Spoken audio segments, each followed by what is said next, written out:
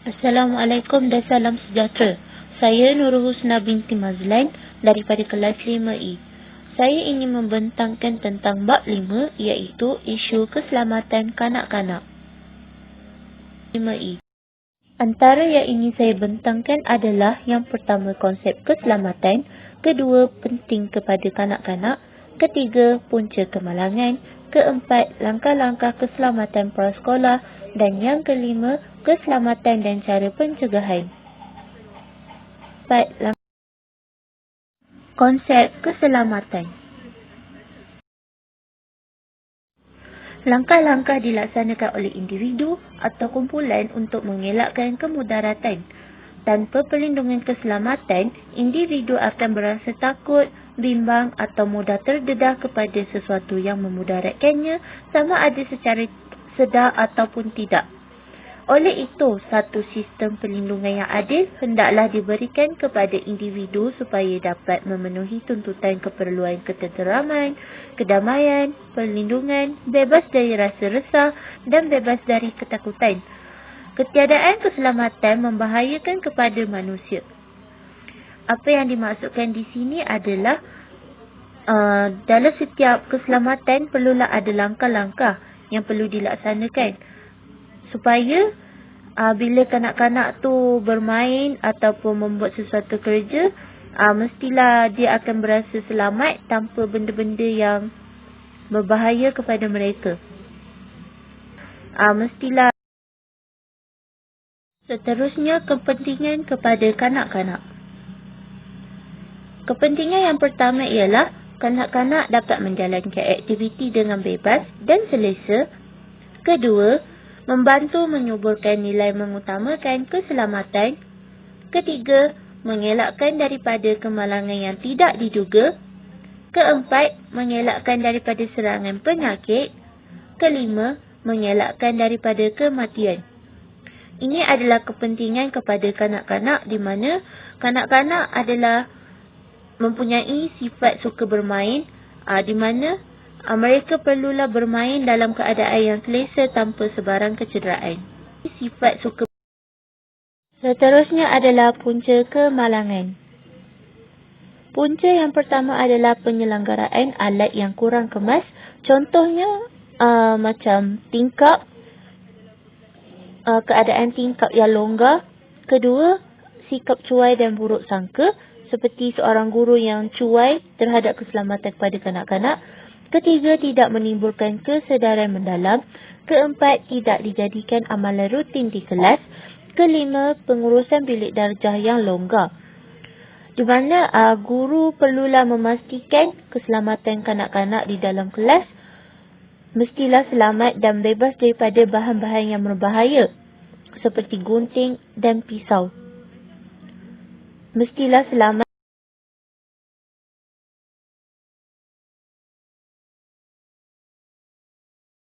Seterusnya, langkah-langkah keselamatan prasekolah. Pertama adalah susun atur ruang pembelajaran bilik darjah. Pembahagian ruang mestilah seimbang.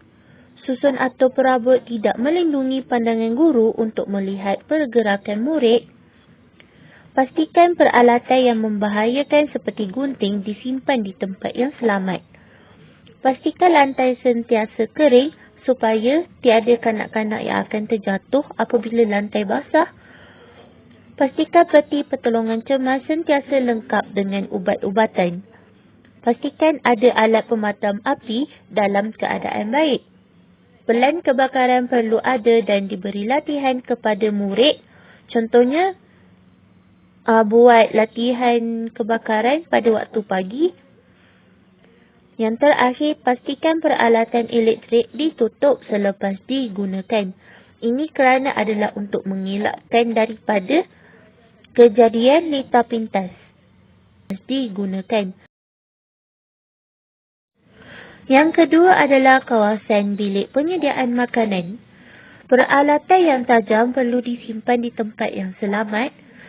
Peralatan elektrik sentiasa ditutup. Tabung gas sentiasa dalam keadaan baik.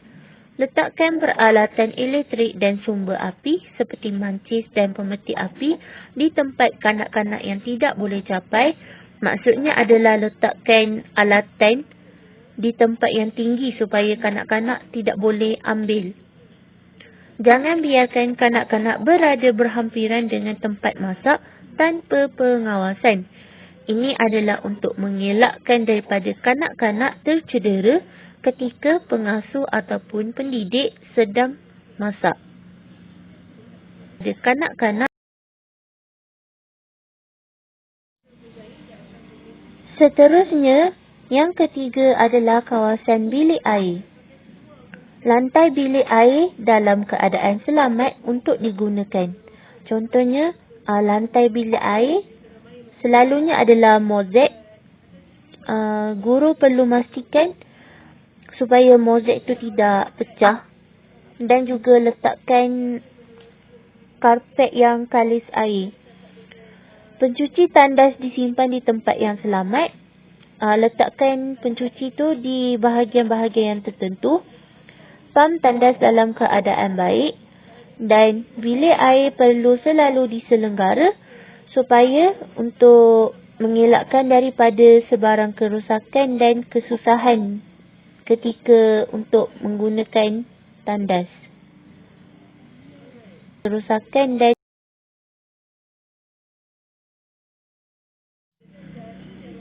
seterusnya, yang keempat adalah kawasan luar bilik darjah. Ruang di luar sekolah haruslah dipagar supaya tiada kanak-kanak yang boleh keluar daripada kawasan tadika. Permukaan longkang dan permukaan lain yang terbuka mesti ditutup. Ini adalah untuk mengelakkan daripada kanak-kanak terjatuh di dalam lubang. Tapak ruang permainan luar harus ditutup dengan rubber flies untuk keselamatan murid jika terjatuh. Kegunaan rubber flies ni adalah untuk mengelakkan kanak-kanak daripada terluka.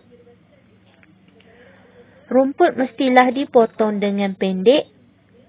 Jika rumput panjang, ia akan menunjukkan suasana tadika yang agak tidak bersih.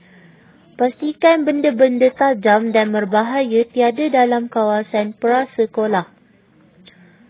Pastikan peralatan permainan luar dalam keadaan selamat. Peralatan permainan mestilah selamat untuk digunakan dan selamat untuk dimain bersama kanak-kanak. Selamat untuk